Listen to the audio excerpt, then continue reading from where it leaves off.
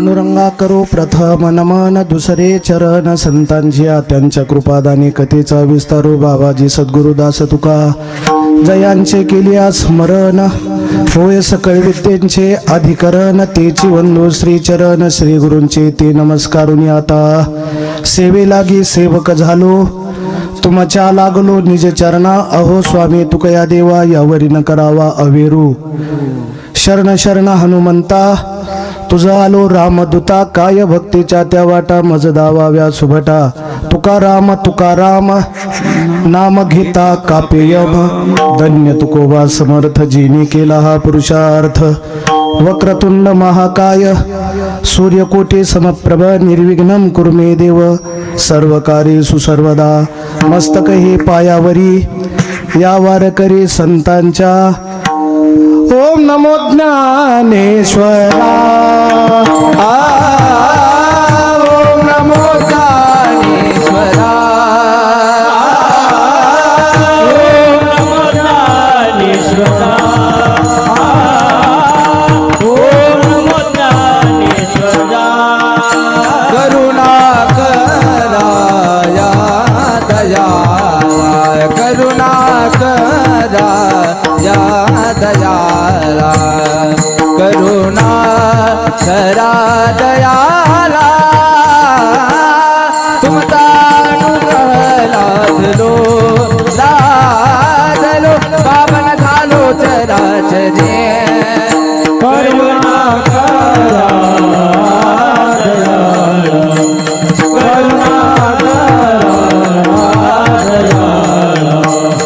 करुणा करुणा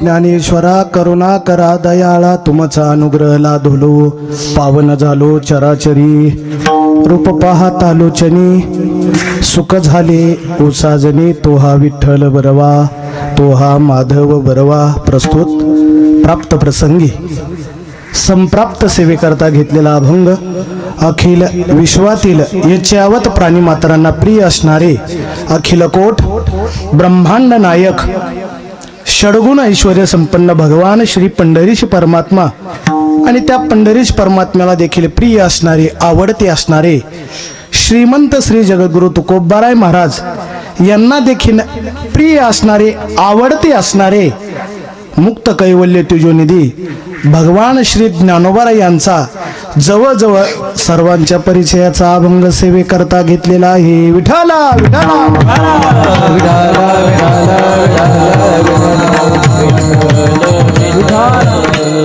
प्रस्तुत अभंगामधून भगवान श्री ज्ञानोबाराय या अभंगामधून स्वतःला आलेला अनुभव आणि त्याचा अनुवाद प्रतिपादन करतात विठाला विठाला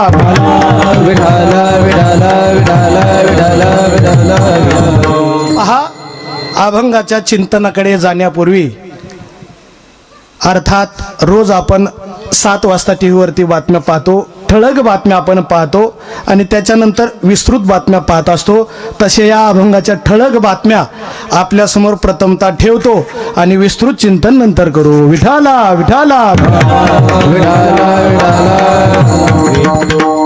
या अभंगामध्ये भगवान श्री ज्ञानोबाराय यांचा अत्यंत गोड सर्वांच्या परिचयाचा सर्वांच्या पाठाचा आणि सर्वांच्या सुपरिचित असणारा हा अभंग विश्वमाऊली ज्ञानोबाराय म्हणतात मी त्या भगवान परमात्म्याला पाहिलं भगवान परमात्म्याच्या स्वरूपाचं मला दर्शन झालं आणि असं दर्शन झाल्याच्या नंतर माझ्या जीवनामध्ये काय प्राप्त झालेलं आहे तर आनंद प्राप्त झालेला आहे सुख प्राप्त झालेलं आहे समाधान प्राप्त झालेलं आहे केव्हा हो जेव्हा त्या भगवान परमात्म्याला पाहिल्याच्या नंतर ज्ञानोबाराय काय म्हणतात मला दुःख प्राप्त झालेलं आहे बरोबर आहे ना हा बरोबर आहेच म्हणतायत राव तुम्ही दुःख प्राप्त झालं होय ज्ञानोबारायांना त्या भगवान परमात्म्याला पाहिलं आणि ज्ञानोबारायांना सुख प्राप्त झालेलं आहे समाधान प्राप्त झालेलं आहे पण पुन्हा ज्ञानोबारायांना काही साधक मंडळीने प्रश्न केला ज्ञानोबाराय बऱ्याच वेळ झालं तुम्हाला त्या भगवान परमात्म्याचं दर्शन झालं, त्या देवाचं दर्शन झालं. एवढं समाधान प्राप्त करण्यासाठी त्या भगवान परमात्म्याचं नाव काय आहे, तर त्या भगवान परमात्म्याच्या नावाचा परिचय करू देत असताना माऊली गोड वर्णन करतात. तो हा विठ्ठल बरवा आणि तो हा माधव बरवा. त्या भगवंताचं काय नाव आहे? विठ्ठल आणि माधव असं स्वरूपाचं नाव आहे. चला पुन्हा साधक मंडळीने ज्ञानोबारायांना प्रश्न केलाय, ज्ञानोबाराय त्या देवाचं, त्या भगवंताच्या नावाचा परिचय आम्हाला झालेला आहे. त्या देवाचं पांडुरंग, विठ्ठल, माधव अशा स्वरूपाचं नाव आहे. पण एवढं पुण्य संपादन करण्यासाठी तुम्ही काय केलं? तर ज्ञानोबा तिसऱ्या चरणात सांगतात, बहुत सुकृताची जोडी मनोनी विठ्ठली आवडी. अनेक जन्मीचं माझं काय होतं? पुण्य होतं. म्हणून मला तो पांडुरंग परमात्मा काय झालेला आहे? भेटलेला आहे. चला अनेक दिवस कष्ट केले. 1 एकरचं 2 एकर केलं, 2 एकरचं 3 एकर केलं, 3 एकरचं 5 एकर केलं. बघता काय 5 एकरची 20 एकर जमीन केली. केव्हा केली हो? कष्ट करूनच केली ना. तसंच ज्ञानोबाराय म्हणतात, माझं अनेक जन्मीचं थोडं थोडं थोडं थोडं पुण्य संपादन केलं. त्या पुण्याचा संचय असा झाला की म्हणून विठ्ठली आवडी. तो पांडुरंग परमात्मा तेव्हा मला काय झालेला आहे? आवडलेला आहे. अर्थात त्या पांडुरंग परमात्म्याचं माझ्या जीवनामध्ये दर्शन झालेलं आहे. पण केव्हा? अनेक जन्मीचं माझ्या जीवनामध्ये पुण्य होतं तेव्हा. म्हणून असं पुण्य आपल्याजवळ जर असेल ना, तर निश्चित तो भगवान परमात्मा आपल्याला भेटल्याशिवाय, त्याचं दर्शन झाल्याशिवाय राहणार नाही. पण त्या भगवान परमात्म्याच्या चरणाशी, त्या भगवान परमात्म्याच्या स्वरूपाशी आपण एक झालो की निश्चित बहुत सुकृताची जोडी मनोनी विठ्ठली आवडी. ह्या अभंगाच्या शेवटच्या चरणामध्ये चिंतन करत असताना मामा बरं का, लक्ष देऊन ऐका. ह्या अभंगाच्या शेवटच्या चरणामध्ये थोडंसं चिंतन करत असताना एक शंका उत्पन्न होती. अर्थात एक प्रश्न उत्पन्न होतो की तो प्रश्न असा आहे की आपल्या वारकरी संप्रदायामध्ये आपण अनेकदा हा अभंग ऐकलेला आहे. असं मी म्हणेल, एखादा मनुष्य म्हटला हा माझा अभंग पाठच नाही, पण कानपाठ निश्चित आहे. आपल्या हिंदू धर्मामध्ये, आपल्या वारकरी संप्रदायामध्ये असा दंडक आहे, असा नियम आहे की एक असा कुठला उत्सव नाही की त्या उत्सवाची या अभंगाशिवाय सुरुवात नाही. एकही असा उत्सव नाही की हा अभंग म्हणल्याशिवाय त्या कार्यक्रमाची सुरुवात नाही. म्हणून ज्याला पाठ नसेल त्याच्या सुद्धा हा कानपाठ का होईना पण अभंग पाठ आहे. आणि ज्याच्या पाठ नसेल तो महाराष्ट्रातलाच नसेल. विठाला विठाला.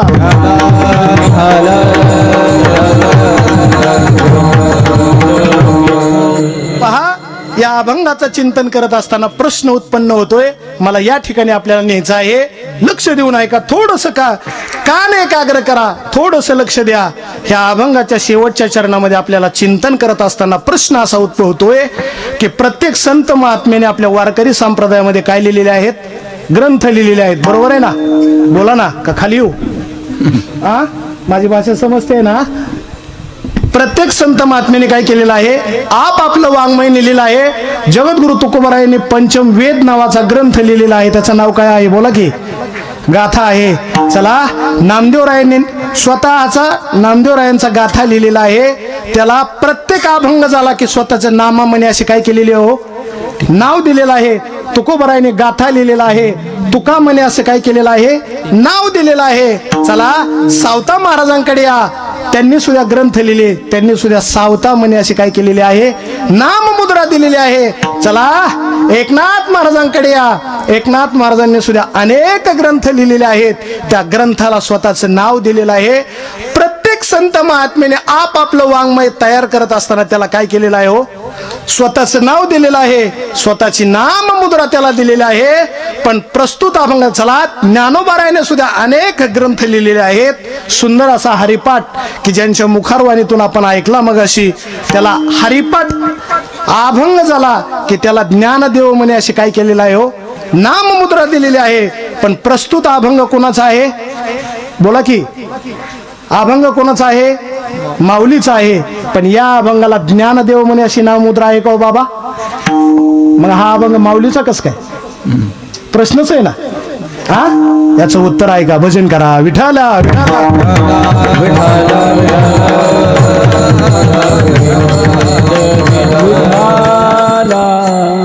हे पा पहिला दिवस आहे आजचा बरं का. काय पहिला दिवस आहे. तुम्ही आम्ही खेळी मिळी गदारोळी आनंदी. पहिला दिवस म्हणजे पत्रवळ्या टाकण्याचं काम असतं. काय जास्त लोड येईन असं अजिबात करणार आहे. फक्त पात्रच टाकणार आहे. तुम्हाला आशेवर ठेवणार आहे मी आज. काय करणार आहे? फक्त आशेवर. उद्यापासून तुम्हाला पंचपक्वान्न खायला मिळणार आहेत. थोडंसं लक्ष देऊन ऐका. अगदी सोप्या भाषेमध्ये तुम्हाला समजेल, तुम्हाला कळेल, तुम्हाला पटेल आणि तुम्हाला आवडेल या भाषेमध्ये बोलण्याचा प्रयत्न करतो. विठाला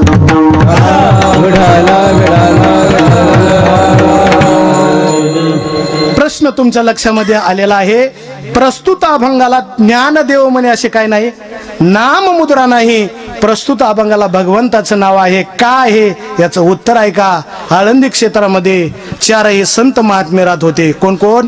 नामदेव महाराज, एकनाथ महाराज, बरोबर आहे ना? हा नाही, निवृत्तीनाथ महाराज, सोपान काका महाराज, ज्ञानेश्वर महाराज आणि आदिशक्ती मुक्ताबाई महाराज सिद्ध बेटामध्ये सिद्ध स्थानावरती आपला दिनक्रम दिनचर्या चालवत होते. काळ असा आला, घटना अशी घडली की रोज नित्याने त्यांनी इंद्रायणीचं स्नान करावं, आपापल्या साधनेमध्ये आरूढ राहावं, मधुकरी मागावी आणि आपल्या जीवनाचा कालक्रमण करत होते. पण त्यांच्यावर घटना अशी घडली की त्या काळामध्ये यमराजाने सांगितलं, जा आळंदी क्षेत्रामध्ये ज्ञानेश्वर नावाची व्यक्ती राहत आहे, त्यांना घेऊन या. यमराजाने आज्ञा केली. कुणाला? यमदूताला. ठरल्याप्रमाणे महाराज यमदूत सकाळी उठलेले आहेत. सकाळची प्रहर आहे. चाकण चौकामध्ये आलेले आहेत आणि गोपाळपुरा मार्गे सिद्ध बेटाकडे निघालेले आहेत. कोण? यमदूत. तुम्ही जात नाही आता त्याला काय करणार? यमदूत सिद्ध बेटाकडे निघालेले आहेत. चारही साधू, चारही संत आपापल्या साधनेमध्ये आरूढ आहेत. इंद्रायणीचं स्नान केलेलं आहे, आपापल्या साधनेमध्ये आरूढ आहेत, बसलेले आहेत. त्यावेळेस महाराज यमदूताने ज्ञानोबराच्या समोर येऊन नमस्कार केलेला आहे. यमराजाने आज्ञा केली, तुम्हाला नेण्यासाठी बोलवलेलं आहे. ज्ञानेश्वर महाराज होते. ज्ञानेश्वर महाराज म्हटले, मी येण्यासाठी तयार आहे. पण शेजारीच निवृत्तीनाथ महाराज बसलेले होते, जे कधीच मृत्यू येत नाही असे निवृत्तीनाथ महाराजांनी 2 बोटाची निशाणी केली. यमदूताच्या लक्षात आलं की 2 वर्षांनी किंवा 2 दिवसांनी या अशी आज्ञा करत आहेत. यमदूताने झालेला सर्व वृत्तांत यमराजाला सांगितला. घड्याळ पुढे चाललेले आहे, कमी बॉलमध्ये जास्त रन काढायचे आहेत म्हणून झालेला वृत्तांत यमराजाला यमदूताने सांगितला. वाट बघू लागले 2 वर्षाची. बघता काय 6 महिने झाले, 7 महिने झाले, बघता बघता 12 महिने पूर्ण झालेले आहेत. पाहता काय 18 महिने पूर्ण झालेले आहेत. बघता बघता 2 वर्ष पूर्ण झालेले आहेत. महाराज वेळ आली ती 3ऱ्या वर्षातील पहिल्या दिवसाची. चला ज्ञानोबरायांचे 2 वर्ष पूर्ण झालेले आहेत. यमराजाने सांगितलं, जा. ज्ञानोबरायांचे 2 वर्ष पूर्ण झालेले आहेत. यमदूत सकाळची प्रहर आहे, सिद्ध चाकण चौकामध्ये आलेले आहेत. सिद्ध बेट मार्गे गोपाळपुरा मार्गे सिद्ध बेटाकडे निघालेले आहेत. हे चारही साधू संत स्नान केलेलं आहे इंद्रायणीचं, आपापल्या साधनेमध्ये आरूढ आहेत. पुन्हा ज्ञानोबरायांना येऊन साष्टांग प्रणिपात केलेला आहे. ज्ञानोबराय, आम्ही तुम्हाला नेण्यासाठी आलेलो आहोत. त्यावेळेस ज्ञानोबराय म्हटले, माझे 2 वर्ष पूर्ण झालेले आहेत, मला सुद्धा ज्ञात आहे, मी येण्यासाठी तयार आहे. पण शेजारीच कोण बसलेले होते? बोला की मामा. सोपानदेव महाराज बसलेले होते. सोपानदेव महाराजांनी पुन्हा 2 बोटाची निशाणी केली. यमदूताने झालेला वृत्तांत यमराजाला सांगितला. पुन्हा वाट बघू लागली ती 2 वर्षाची. 1 महिना झालं, 3 महिने झालं, 6 महिने पूर्ण झालेले आहेत. बघता बघता 11 महिने पूर्ण झालेले आहेत. पाहता काय महाराज 16 महिने पूर्ण झालेले आहेत. पाहता पाहता 2 वर्ष पूर्ण झालेले आहेत. वेळ आली ती 3ऱ्या वर्षातील पहिल्या दिवसाची. पुन्हा यमराजाने सांगितलं, जा. ज्ञानोबरायचे दिवस 2 वर्ष पूर्ण झालेले आहेत, त्यांना घेऊन या अशी यमराजाने आज्ञा केली. सकाळची प्रहर आहे. चाकण चौकामध्ये यमदूत आलेले आहेत. गोपाळपुरा मार्गे सिद्ध बेटाकडे निघालेले आहेत आणि सिद्ध बेटामध्ये आल्याच्या नंतर चारही साधू संत इंद्रायणीचं स्नान केलेलं आहे, आपल्या आपल्या साधनेमध्ये आरूढ आहेत. ज्ञानोबाराच्या समोर येऊन साष्टांग दंडवत घातलेला आहे, प्रणिपात केलेला आहे, दर्शन केलं, सांगितलं ज्ञानोबाराय 2 वर्ष पूर्ण झालेले आहेत. माऊली म्हटले मी येण्यासाठी तयार आहे. पण शेजारीच कोण बसलेल्या होत्या? मुक्ताबाई महाराज बसलेल्या होत्या. पुन्हा 2 बोटाची निशाणी केली. हा सर्व वृत्तांत किती वर्षात झाला? 8 वर्षाचा. माझा विषय इथं आहे. किती वर्षात झाला? 8 वर्षाचा ना? बरोबर आहे ना? 8 वर्ष ना? कीर्तन ऐकताय म्हणजे भजन करा. विठाला विठाला.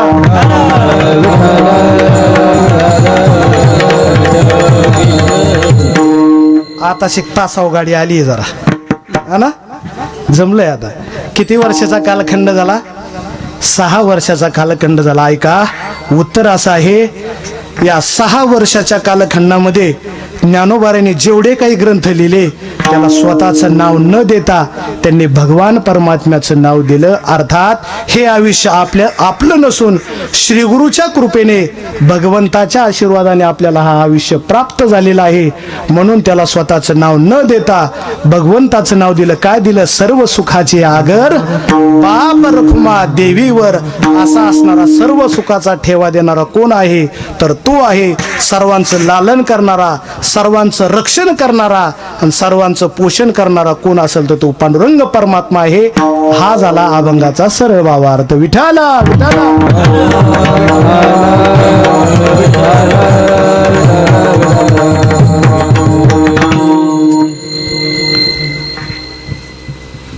वक्त्याचं कर्तव्य असतं की परिहार देणं.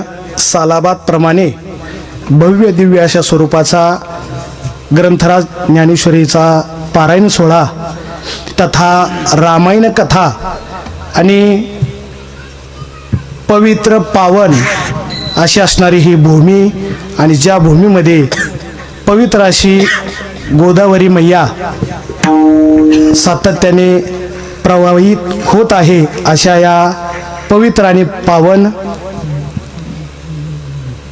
आपल्या या भूमीमध्ये भव्य दिव्य अशा स्वरूपाचा हा सोहळा संपन्न होत आहे.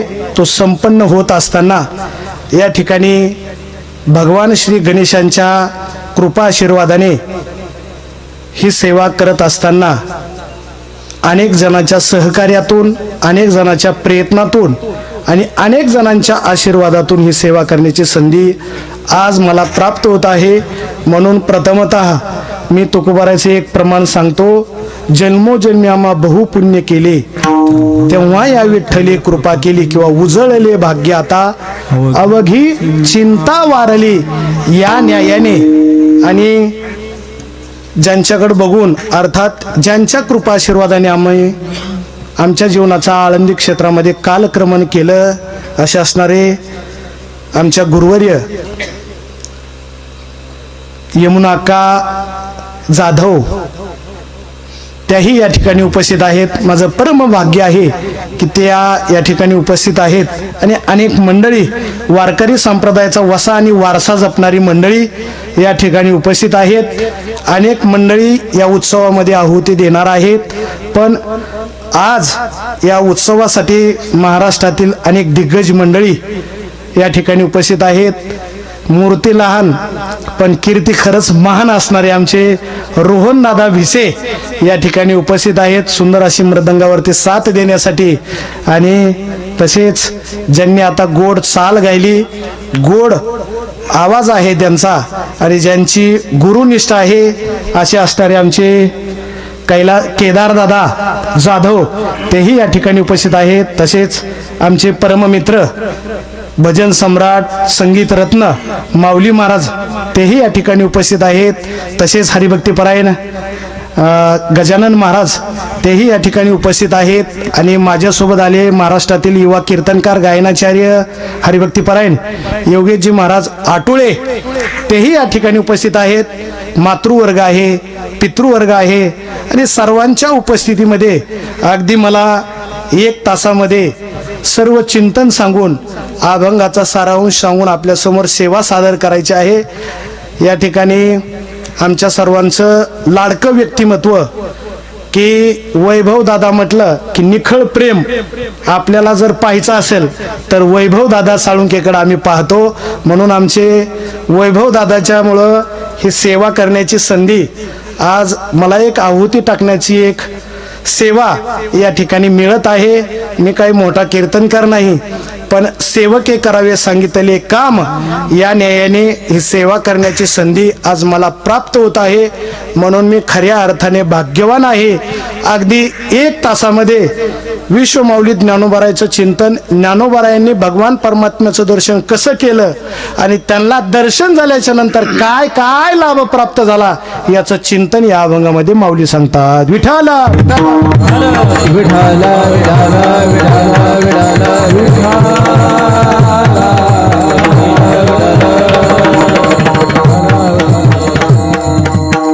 अनेक साधू संतांच्या आशीर्वादाने, अनेक साधू संतांच्या पदस्पर्शाने ही आडोळा गाव भूमी काय झालेली आहे, पावन झालेली आहे, पवित्र झालेली आहे.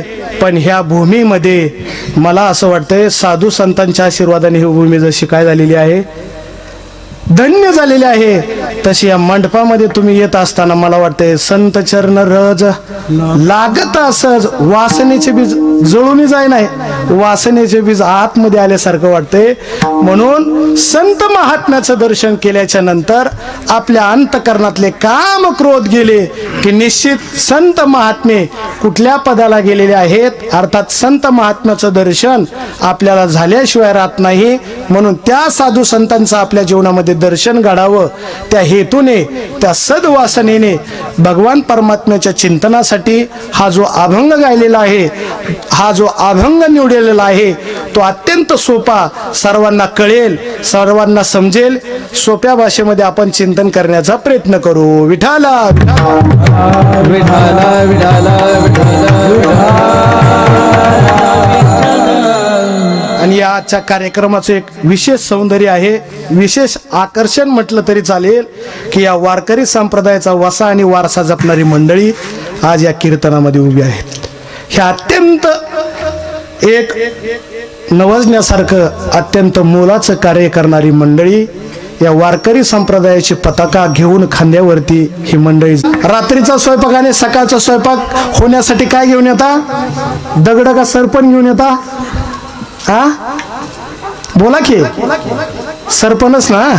मग अनेक जातीचे आपण सरपण डोक्यावरून घेऊन येता. मग ते घेऊन येत असताना लिंबाचं, बाबळीचं, चंदनाचं अनेक प्रकारचे काष्ट आपण घेऊन येतो आणि घरी आल्याच्या नंतर रात्रीचा स्वयंपाक आणि सकाळचा स्वयंपाक सुंदर व्हावा असा चुलीमध्ये घालून, ते सरपण चुलीमध्ये घालून रात्रीचा स्वयंपाक, मग हात मोडूल का होईना, बोट मोडूल का होईना, पण तो आपण बनवतो. आणि तो स्वयंपाक बनवल्याच्या नंतर त्या चुलीमध्ये एकच जात शिल्लक राहते. काय राहते?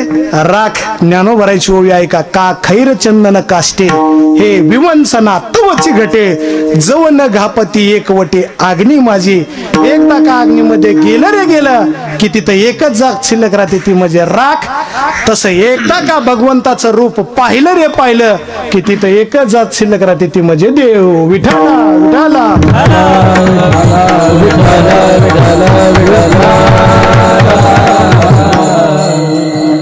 तरी देखील ज्ञानोबाराय म्हणतात मी ते देवाला पाहिलं आणि मला काय झालेलं आहे, सुख झालेलं आहे, आनंद झालेला आहे. हे कस काय? याचं उत्तर असं आहे, हा आहे पूर्व पक्ष.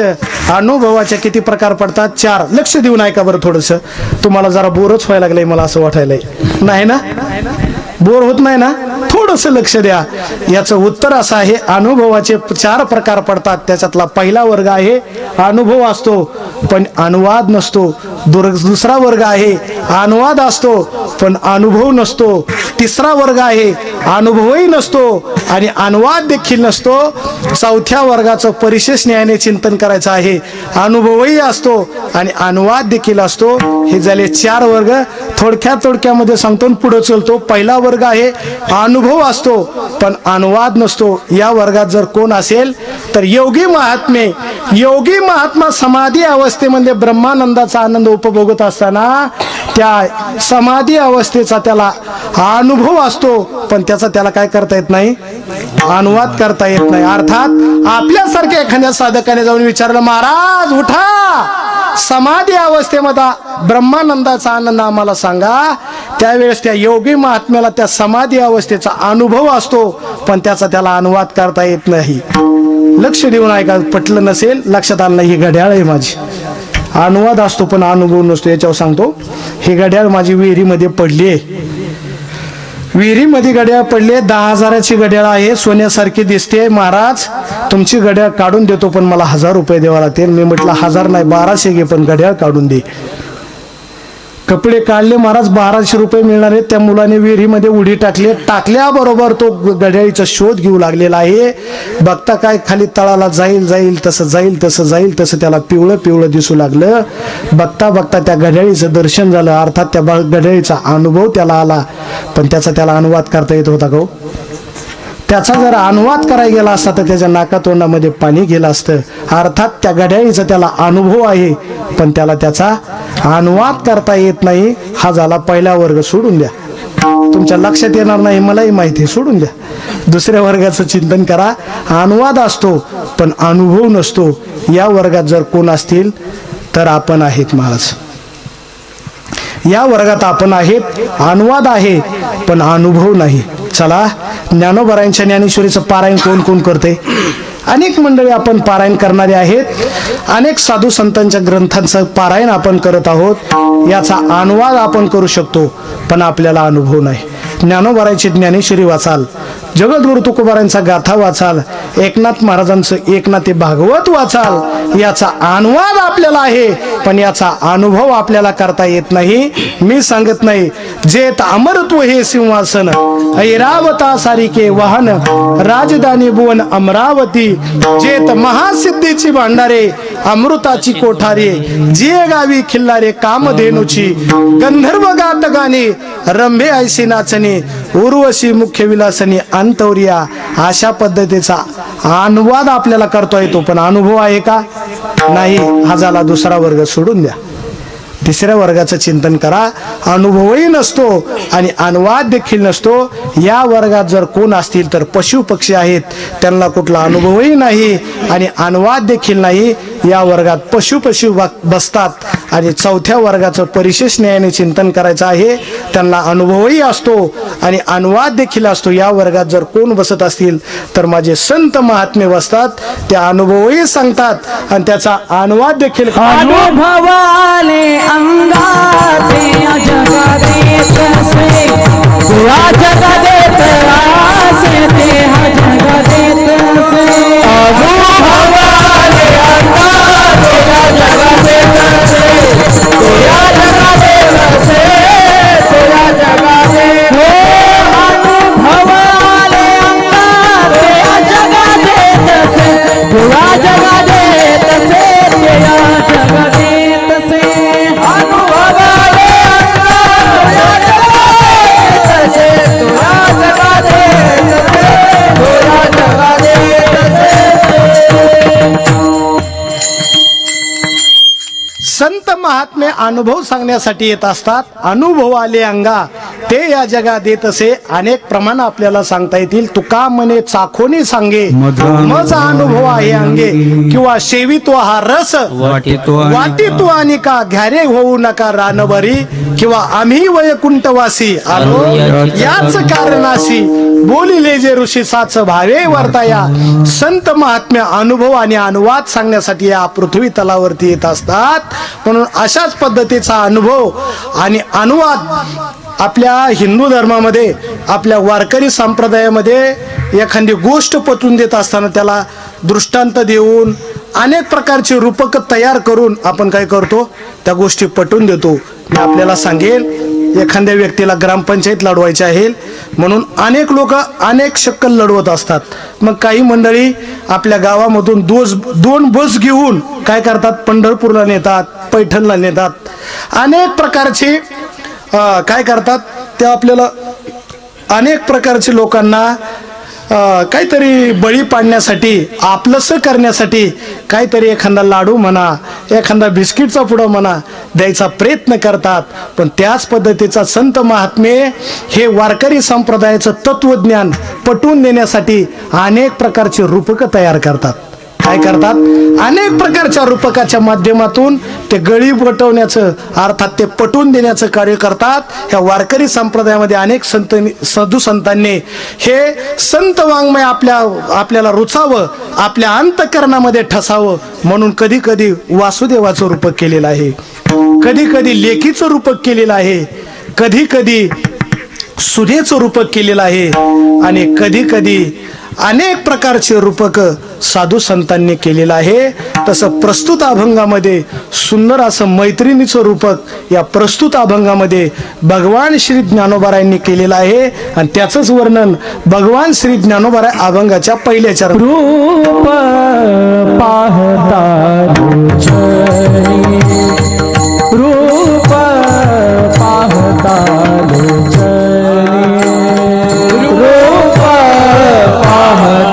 रूप पाहता रूप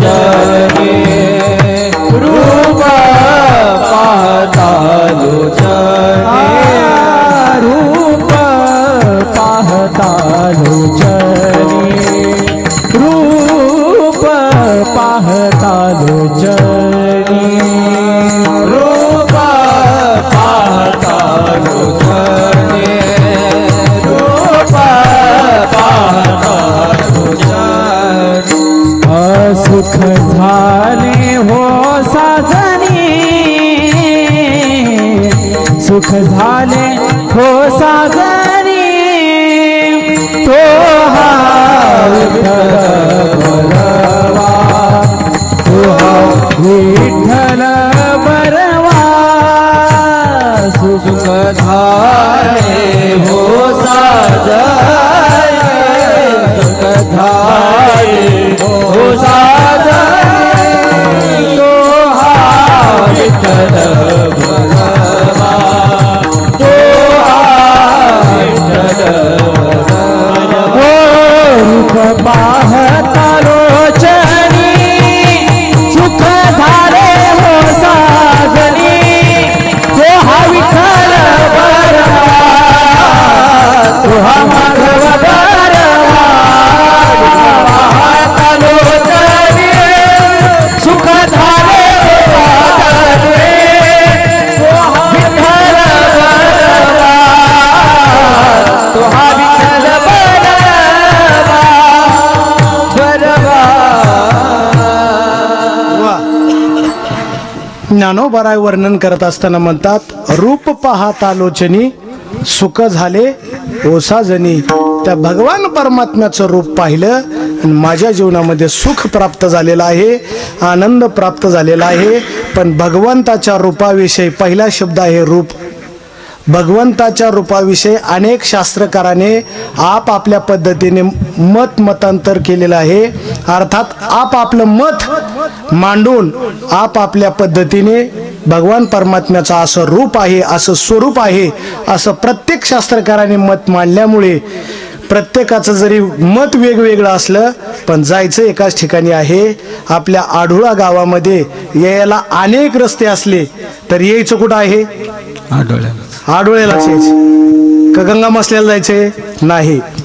या गावाला यायला एकच रस्ता आहे का? बोला की मामा. हा, एकच रस्ता आहे का? अनेक रस्ते आहेत पण येताना आढोळ्यामध्येच येत आहे. कुठल्याही रस्त्याने आले तरी आढोळ्यामध्येच येत आहे.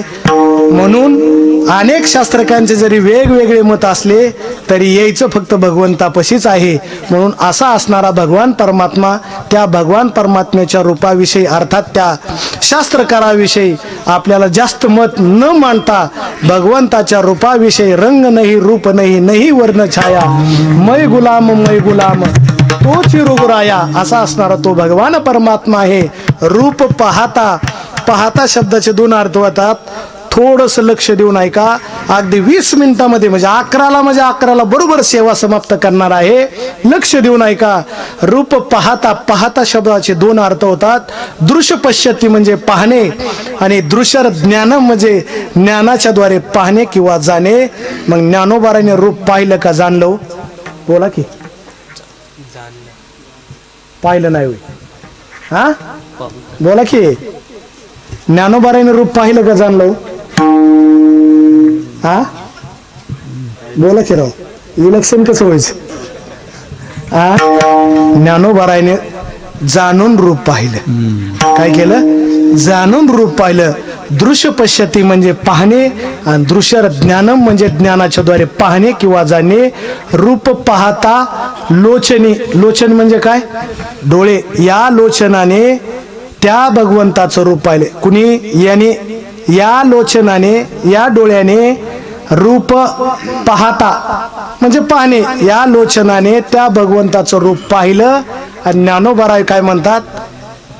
या लोचनाने भगवान परमात्म्याचं रूप पाहिलं आणि माझ्या जीवनामध्ये काय प्राप्त झालेलं आहे तर सुख झाले ओसाजणी.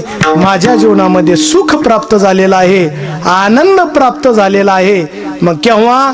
त्या भगवान परमात्म्याचं या लोचनाने जेव्हा रूप पाहिलं तेव्हा माझ्या जीवनामध्ये मला सुख प्राप्त झालेला आहे, आनंद प्राप्त झालेला आहे. आणि अशा उत्सवामध्ये मी आल्याच्या नंतर या लोचनाने हा उत्सव पाहिल्याच्या नंतर, हे भव्य दिव्य स्वरूप पाहिल्याच्या नंतर माझ्या जीवनामध्ये मला सुख प्राप्त झालेला आहे, आनंद प्राप्त झालेला आहे. पण असा प्रश्न ज्ञानोबारायांना अनेक साधक मंडळींनी केला. ज्ञानोबाराय, बऱ्याच वेळ झाला तुम्ही त्या भगवंताचं इतकं वर्णन करता, तुम्ही पाहिलं म्हणता, सुख झालं म्हणता, आनंद झाला म्हणता, मग त्या देवाचं नाव काय आहे हो? तो हा विठ्ठल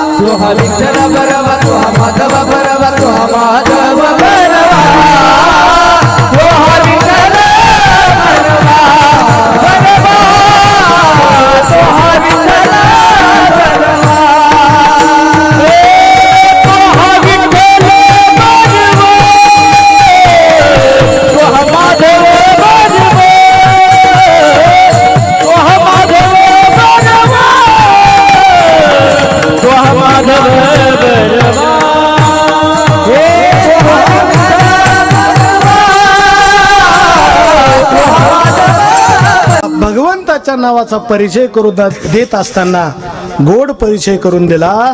तो हा विठ्ठल बरवा आणि तो हा माधव बरवा. होय, बरोबर आहे ना? त्या भगवंताच्या नावाचा परिचय ज्ञानोबाराय करून देतात. तो हा विठ्ठल बरवा आणि तो हा माधव बरवा. विठ्ठल आणि माधव अशा स्वरूपाचं त्या भगवंताचं नाव आहे. बघा, लक्ष देऊ नाही का? विठ्ठल हे नाव उगच पडलेलं नाही आणि उगच नाव दिलेलं नाही. कुठल्याही संप्रदायाची कसोटी करत असताना 3 गोष्टी अत्यंत महत्वाच्या असाव्या लागतात बरं का मामा. लक्ष देऊ नाही का? 3 गोष्टी अत्यंत महत्वाच्या असाव्या लागतात. कुठल्याही संप्रदायामध्ये प्रवेश करत असताना ह्या 3 गोष्टी त्या संप्रदायामध्ये असल्या तरच त्या संप्रदायात जा, अन्यथा जाऊ नका. लक्ष देऊ नाही का? तो संप्रदाय अनादी असला पाहिजे.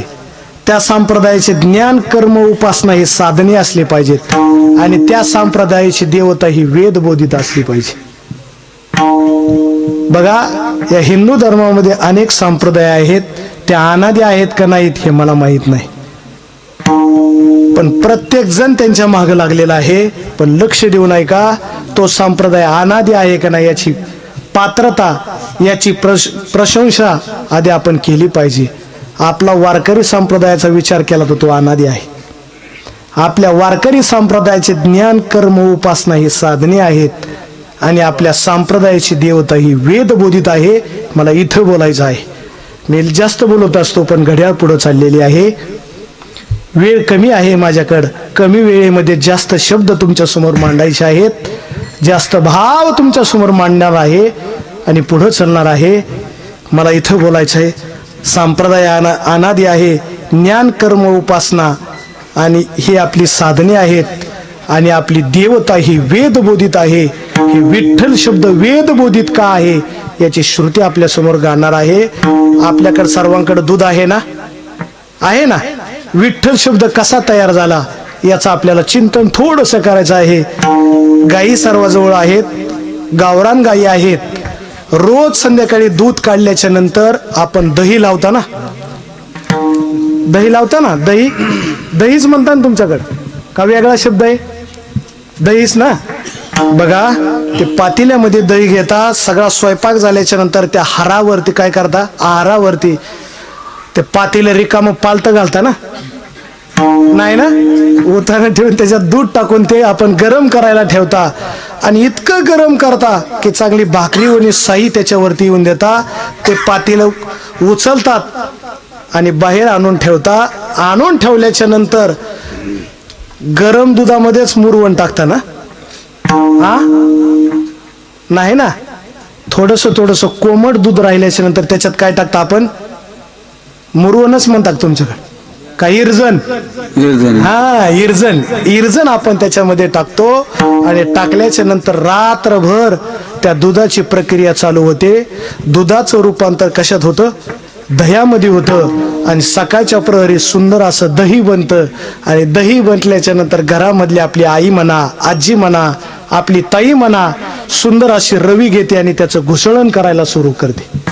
आणि घुसळण करून करून करून करून करून करून करून करून त्याच्यात दगड तयार होतो. बरोबर आहे ना केदार महाराज? त्याच्यामध्ये काय तयार होतो? सुंदर असा लोण्याचा गोळा तयार होतो. बरोबर आहे ना? सुंदर असा लोण्याचा गोळा तयार होतो. 6 रुपये लोणी बाजूला घ्या आणि 6 रुपये ताक बाजूला ठेवा. तसं 6 रुपये विठ्ठल आपल्याला साईटला घ्यायचं आहे आणि 6 रुपये त्यातले शब्द बाजूला काढायचे आहेत. श्रुती आपल्या समोर गातो. लक्ष देऊन ऐका. पूर्वीच्या काळामध्ये नाव ठेवत असताना सुद्धा मंडळी, महिला मंडळी, माता माऊली तशाच ठेवायच्या बरं का. विठ्ठल शब्द कसा तयार होते आपल्याला इथं चिंतन करायचं आहे. एखादा मुलगा जर शनिवारी जन्माला आला तर त्याचं मारुती नाव ठेवायचे, हनुमान नाव ठेवायचे. एखादा मुलगा गणेश चतुर्थीला जन्माला आला तर त्याचं बिभीषण नाव ठेवायचे. बरोबर आहे ना? हा, आहेत ना जागे? काय नाव ठेवायचे? गणपती गजानन असं नाव ठेवायचे. तसा एखादा मुलगा एकादशीला जन्माला आला तर पांडुरंग नाव ठेवायचे. अशी प्रथा होती आणि तशीच प्रथा आज देखील चालू आहे. वडिलाचं नाव अमुक अमुक असेल त्याच पहिल्या अक्षरावरून त्या मुलाचं नाव ठेवलं जातं. वारकरी संप्रदायाची नाही पण आपल्या हिंदू धर्माची निश्चित कुठंतरी अधोगतीला चाललेलं आहे. हे का कळतंय? हे कशाहून लक्षात आणायचं?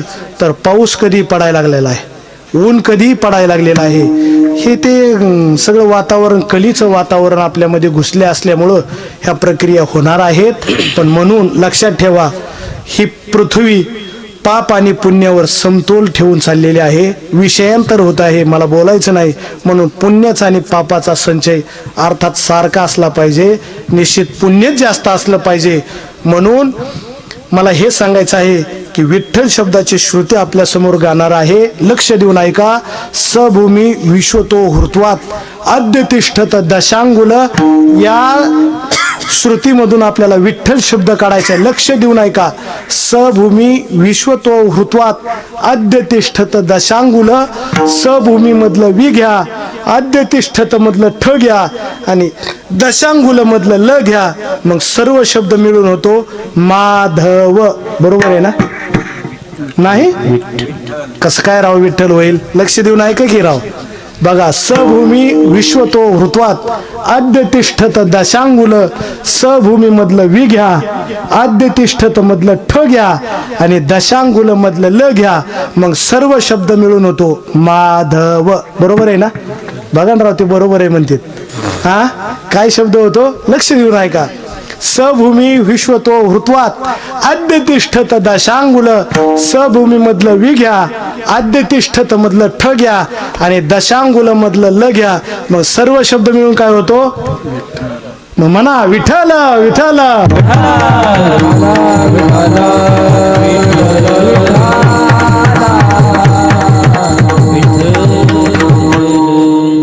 लक्षात आलं का तुमच्या? हा, लक्षात आलं का? नसलं आलं तरी आणलंच म्हणा. आता एवढं जर सोपं सांगून तुमच्या लक्षात येत नसेल तर तुमच्या डोक्यात मग काय बटाटे भरलेत का काय, मला हेच कळालं. अगदी सोपं आहे. मग असा असणारा तो भगवान परमात्मा, त्या विठ्ठल शब्दाचा अर्थ असाच आहे. मग असा असणारा तो विठ्ठल आणि दुसरा शब्द वापरलेला आहे माधव. मा म्हणजे लक्ष्मी आणि धव म्हणजे पती. जो लक्ष्मीचा पती आहे त्याला माधव असं म्हणतात. तो म्हणजे निर्गुण निराकार असलेला भगवान परमात्मा आणि हा म्हणजे सगुण साकार असलेला भगवान परमात्मा. तो म्हणजे निर्गुण निराकार आणि हा म्हणजे सगुण साकार. तो हा विठ्ठल बरवा आणि तो हा माधव बरवा. लक्ष देऊन ऐका. तो हा विठ्ठल बरवा या पदाने भगवान परमात्मा रूपाने सुंदर आहे असं घ्या आणि तो हा माधव बरवा या पदाने भगवान परमात्मा गुणाने सुंदर आहे असं घ्या. विठ्ठल.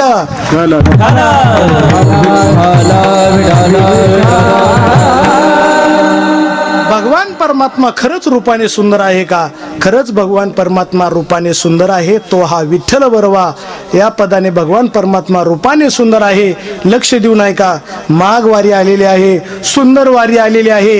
या वारीला आपल्याला जायचं आहे. पण या जगामध्ये, या पृथ्वी तलावरती त्या काळामध्ये एका महिलेला गर्व झाला होता.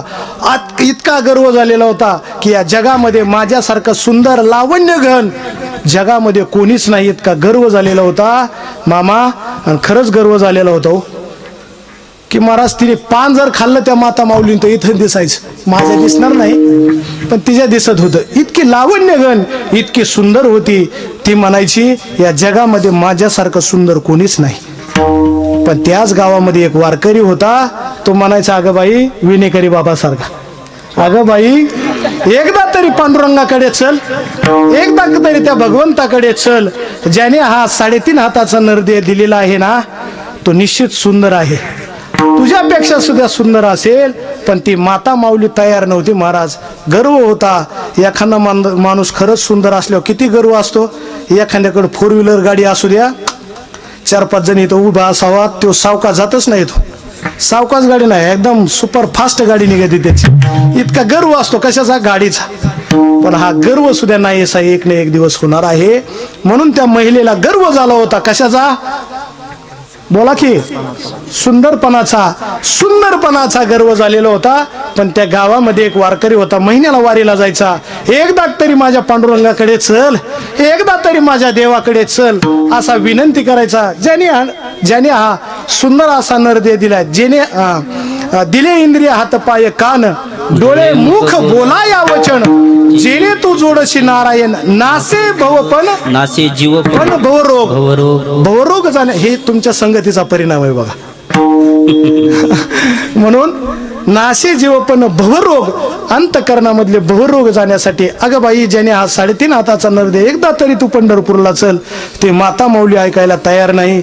पण त्या माता माऊलीला असं वाटलं ह्या वारकऱ्याची एकदा कटकट मिटल्याशिवाय आपल्याला पर्याय नाही. हा, एकदा विरोधकाचा काटा काढल्याशिवाय प्रतिस्पर्धी माणसाला दमच निघत नाही. तसं एकदा त्या माता माऊलीला वाटलं ह्या वारकऱ्याचा एकदा काय केला पाहिजे, आपण हा म्हणतोय ना याची कटकट बंद केली पाहिजे.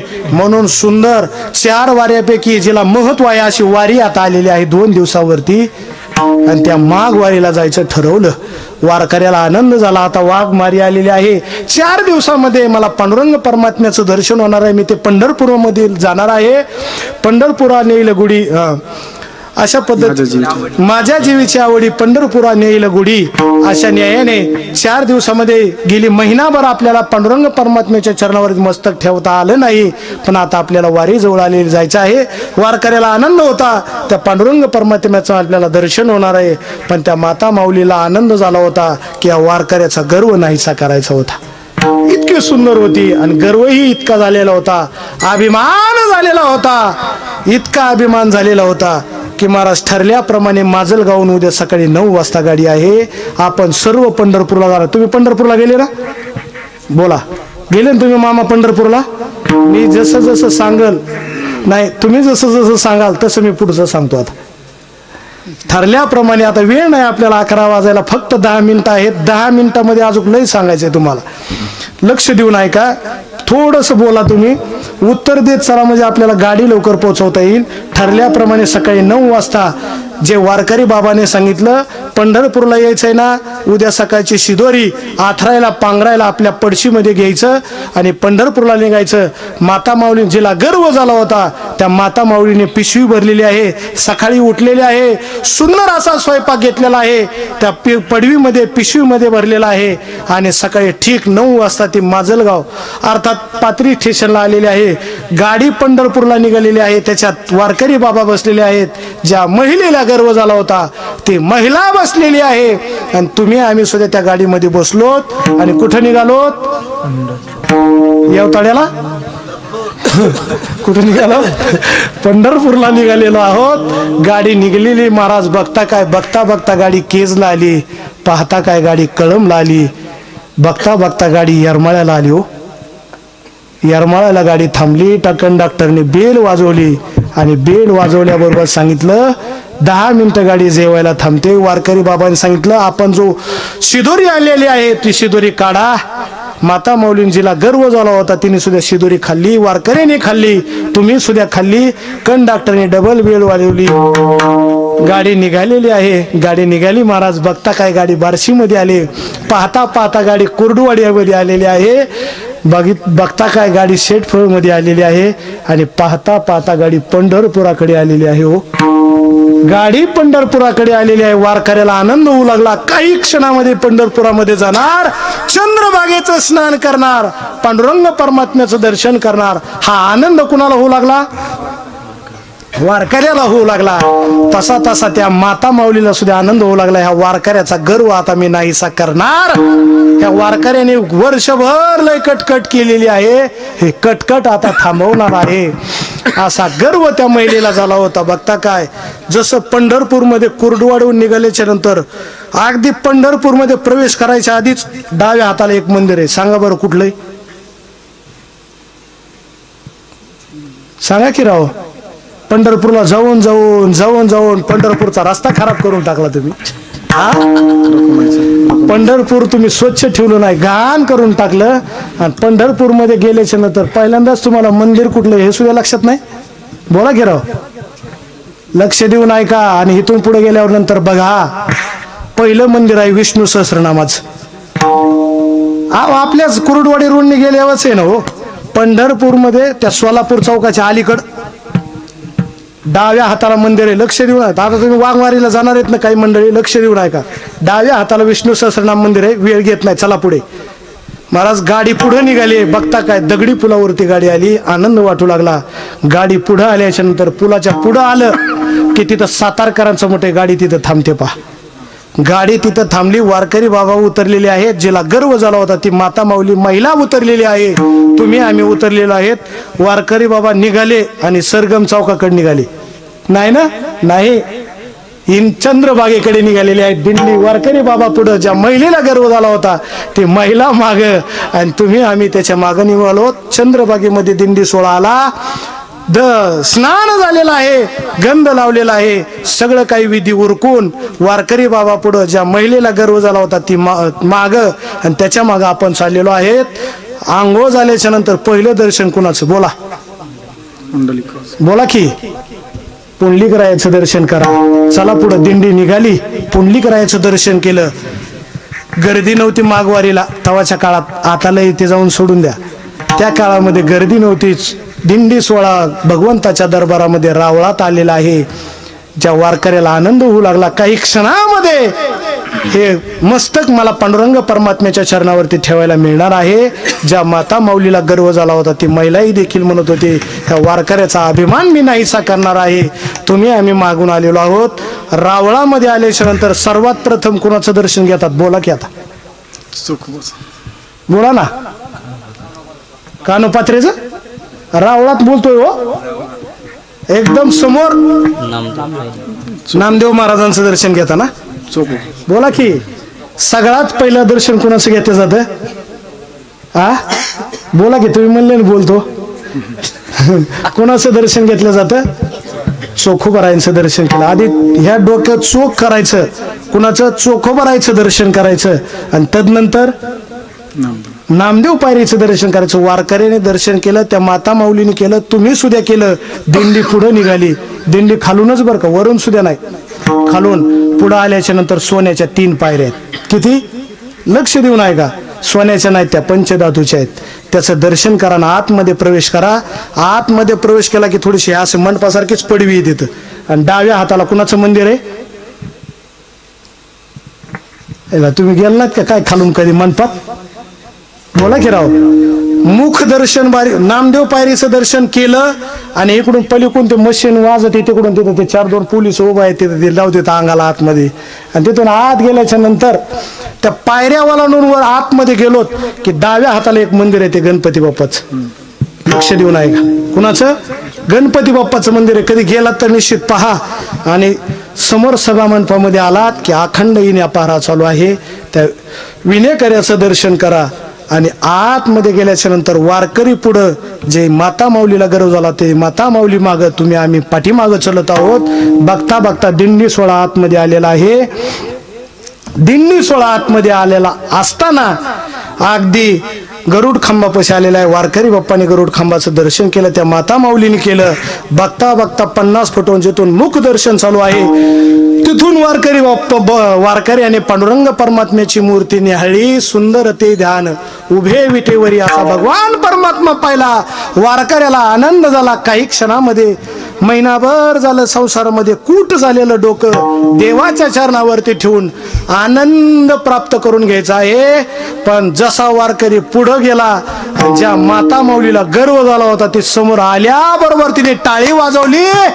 वारकरी बाबा, मी धन्य झालेले आहे, मी जिंकलेले आहे.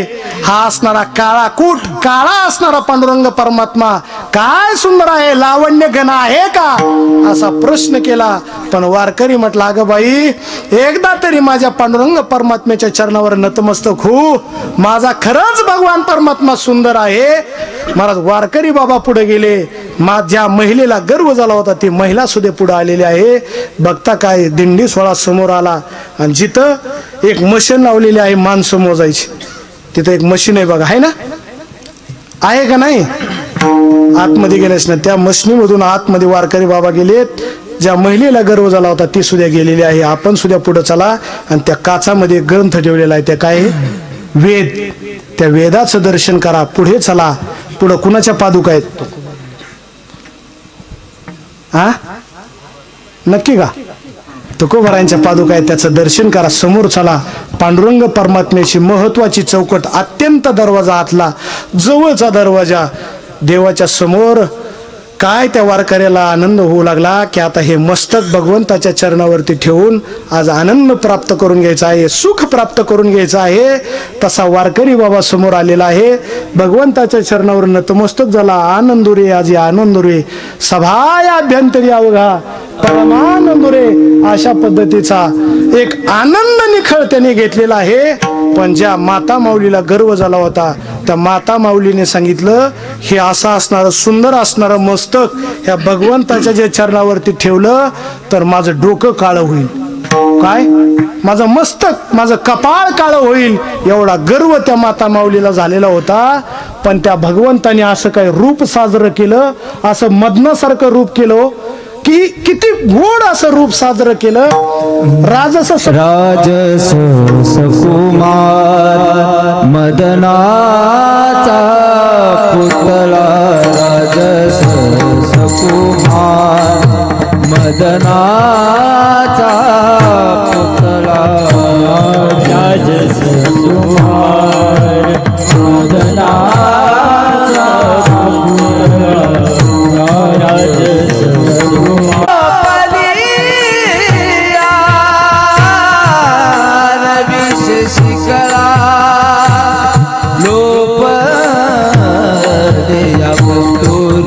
मलबट चंदना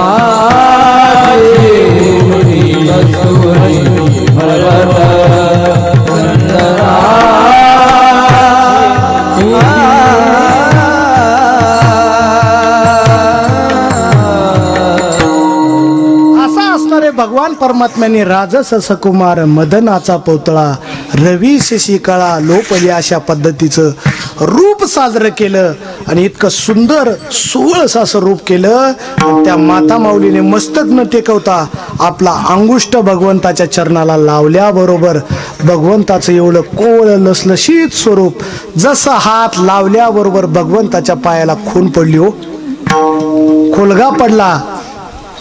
तसा जसा करंट बसल्यावर माणसाचा चमत्कार घडतो ना, तसंच त्या माता माऊलीला जसं भगवंताच्या चरणाला स्पर्श केला आणि त्याचा अभिमान नाहीसा झाला. मला प्रश्न या ठिकाणी विचारायचा आहे, भगवंताच्या कुठल्या पायाला खून पडलेली आहे हो, डाव्या का उजवा? तुम्ही दर्शन करताना देवाचं बोला की भगवान परमात्मा असाच उभा आहे बघा. हे पूर्वच दिशा आहे ना?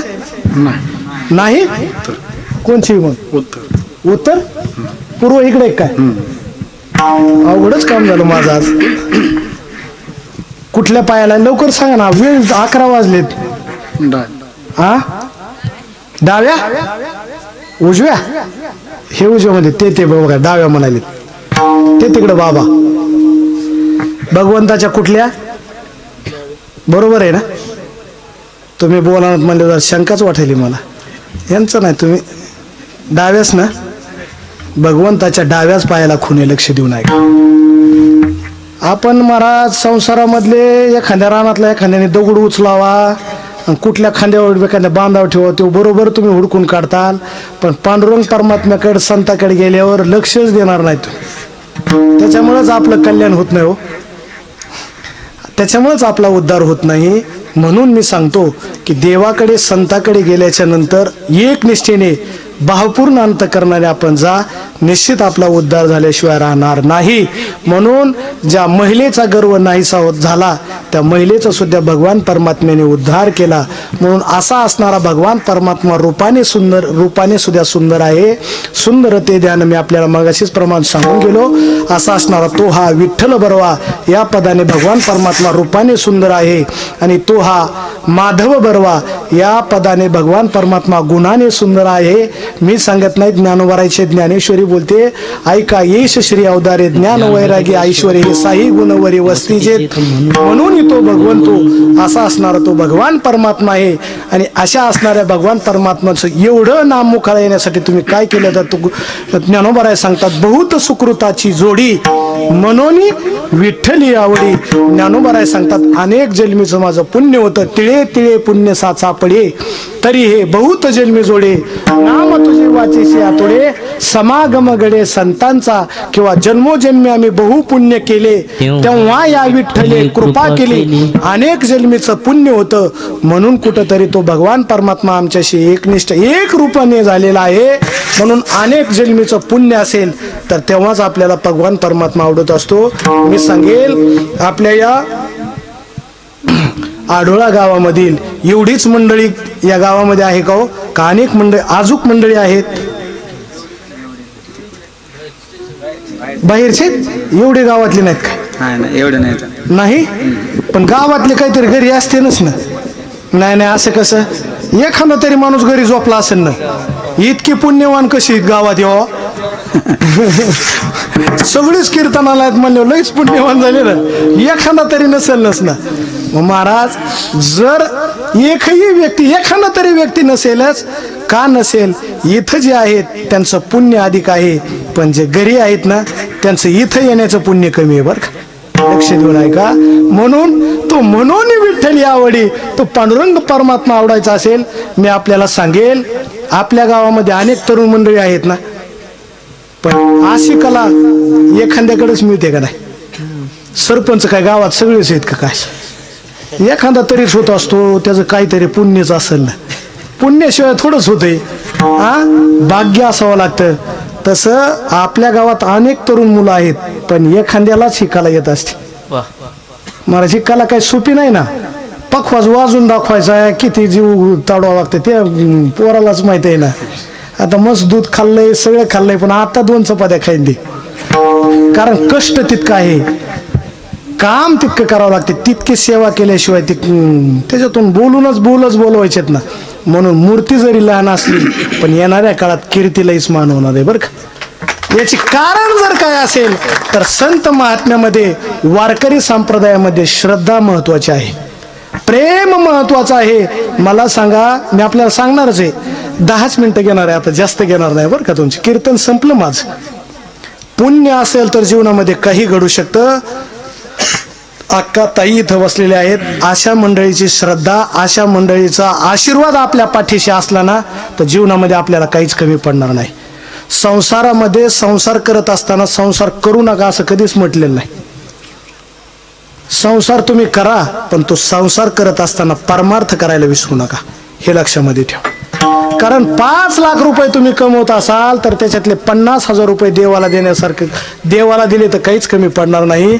पण तुम्ही जर ते 50,000 रुपये देवाला खर्चिले नाही ना तर तुम्हाला शुगर नावाचा रोग झाल्याशिवाय राहणार नाही, बीपी नावाचा रोग झाल्याशिवाय राहणार नाही. महिन्याला 2-2 हजार, असे महिन्याचे 4,000, वर्षाचे 60,000, 48,000 रुपये दवाखान्याला गेल्याशिवाय राहणार नाही. हे वाक्य लिहून ठेवा, माझं अंडरलाईन करा. तुम्ही म्हणाल महाराज आता शुगर नाही, बीपी नाही, काहीच नाही, काळजीच करू नको, वयाच्या 50व्या वर्षी सगळं वजाबाकी बेरीज सगळंच एक करीन देऊ. पण आजपासून तुम्ही खर्चायला लागा की खरंच परमार्थाला आपण दिलं पाहिजे. अनेक जातीमध्ये, वेगवेगळ्या पंथामध्ये लक्ष देऊन ऐका की आपापल्याला कमाईमधला थोडासा कवायना पण वाटा, पुण्याचा वाटा त्या धर्मासाठी, त्या देवासाठी काढला जातो. पण आपल्याच वारकरी संप्रदायामध्ये असं आहे, आपल्या हिंदू धर्मामध्ये असं आहे की प्रत्येक जणाला, कोणाला 20 लाखाचं, 50 लाखाचं, 10 लाखाचं, 1 लाखाचं, 50,000चं उत्पन्न आहे, त्याच्यातले 5 रुपये देवासाठी द्या, तुमच्या संसारामध्ये कधीच कमी पडणार नाही. वाक्य लक्षामध्ये ठेवा. दुसऱ्या देवाकडे जायचीच गरज नाही, एवढंच करा. आणि अंतकरण स्वच्छ ठेवा, मोकळे मन, रसाळ वाणी ठेवा, काहीच कमी पडणार नाही. म्हणून सांगतो, एकच उदाहरण सांगतो. माझी मुलगी, पुण्य असलं तर काय होतं हे सांगतोय. माझी मुलगी, तुम्ही म्हणता ज्ञानोबराय तुकोबरायकडे आल्यावर आणि भगवंताकडे गेल्यावर देव भेटतोच का, चांगलंच होईल का, हे सोडून द्या. उदाहरण सांगतो जिवंत. या आळंदीला वैभव, घर माहीत नसलं वैभव दादा सोबत या, आणि हेच काहीच माहित नसलं सिद्ध बेटाव आल्यावर तावरे माऊली कुठे, एवढंच म्हणा, घरी आणूनच सोडल्याशिवाय राहणार नाही कुणी. तुम्हाला लक्ष देऊन ऐका. माझी 14 महिन्याची मुलगी, बरं का मामा, 14 महिन्याची मुलगी 20 फुटावरून खाली पडली तरी काहीच झालं नाही, ही ज्ञानोबाराची कृपा आहे. हे उदाहरण. आज मुलगी माझी 3रीला आहे, ती कधी या, फक्त 10 मिनिटं बेशुद्ध होती, फक्त ज्ञानोबारायचं स्मरण केलं, मुलीला काहीच झालं नाही. 72 तास आम्ही दवाखान्यात ठेवलं, सिटी स्कॅन केलं, सगळ्या गोष्टी केल्या, पण काहीच निघलं नाही. हे फक्त पुण्याचा संचय जर काय असेल तर फक्त श्री गुरुवरती, संत महात्म्याचा आशीर्वाद आहे. म्हणून असा आशीर्वाद आपल्या जीवनामध्ये ठेवावा, अशी भावना व्यक्त करतो. आणि देवाकडे जात असताना चांगल्या भावनेने जा आणि वाईट भावनेने जा, देव उद्धार केल्याशिवाय राहत नाही. मामा तुम्ही किती सुंदर घर बांधले, किती जेवण केलं राव, एवढं मोठं पसारा, वरी एखादा सप्तास होईल ना, एवढं मोठं ते स्लॅब टाकलेला मी मगाशी पाहिला, आणि एवढ्या खेड्यामध्ये. पण आनंदाची गोष्ट आहे, लक्ष देऊन ऐका. पण त्या घरामध्ये कधी कोपऱ्यात थुकतात होई, तुम्ही थुकतान का, गहाण करतान का? अजिबात नाही करणार. पण पांडुरंगाच्या मंदिरात गेल्यावर त्या दर्शन बारीत काय स्वच्छता आहे का हो? आहे का स्वच्छता?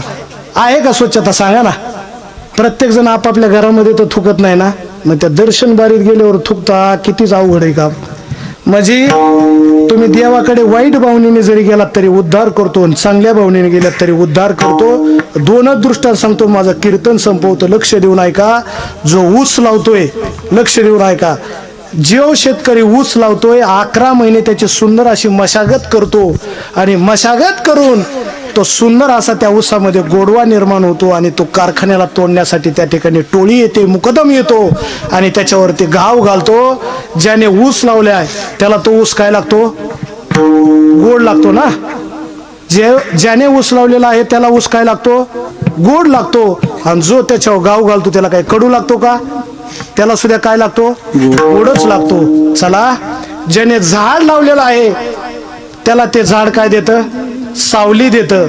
आणि ज्याने त्याच्यावर घाव घातलेत त्याला काय ऊन देतं का? त्याला सुद्धा सावलीच देतं. जसं देवाकडे चांगल्या भावनेनेच गेलात तरी उद्धारच, आणि वाईट भावनेने गेलात तरी उद्धारच. ज्ञानोबारायची ओवी ऐका. जो खंडावया घाव घावी, का लावणी जयानी केली, दोघा एकची सावली वृक्ष दे जायचा, याला म्हणायचं संत वृत्ती. विठाला विठाला विठाला विठाला विठाला. एकच दृष्टांत सांगणार आणि कीर्तन संपवणार. प्रत्येक गावात गेल्याच्या नंतर पहिली पाटी असते, याला संत वृत्ती सांगतो. चांगल्या भावनेने जरी जा उद्धार, आणि वाईट भावनेने जा उद्धार. शेवटचा दृष्टांत पुढे बोलणारच नाही, लक्ष देऊ नाही का. पहिली पाटी म्हणत असते, आम्ही आपले सहर्ष स्वागत करत आहोत. दुसरी पाटी म्हणत असते, आम्ही आपले आभारी आहोत. आणि तिसरी पाटी त्या गावातला प्रवास करून निघल्याच्या नंतर आपला प्रवास सुखाचा हो, अशी तिसरी पाटी म्हणत असते. दैव सुयोगाने त्या गावामध्ये सुंदर असे कीर्तनकार येतात. पहिली पाटी म्हणत असते, आम्ही आपले सहर्ष स्वागत करत आहोत. दुसरी पाटी गावाच्या मध्यभागी गेल्याच्या नंतर आम्ही आपले आभारी आहोत. आणि त्या गावामध्ये सुंदर असं कीर्तन करून निघून जात असताना तिसरी पाटी म्हणत असते, आपला प्रवास सुखाचा हो, दैव सुयोगाने त्या गावामध्ये येऊ नाहीत पण स्वर आले. पहिली पाटी म्हणत असते, आम्ही आपले सहर्ष स्वागत करत आहोत. निम गाव लुटल्याच्या नंतर दुसरी पाटी म्हणत असते, आम्ही आपले आभारी आहोत. आणि राहिलेलं संपूर्ण गाव लुटून जात असताना तिसरी पाटी म्हणत असते, आपला प्रवास सुखाचा हो, याला म्हणायचं संत वृत्ती. विठोबा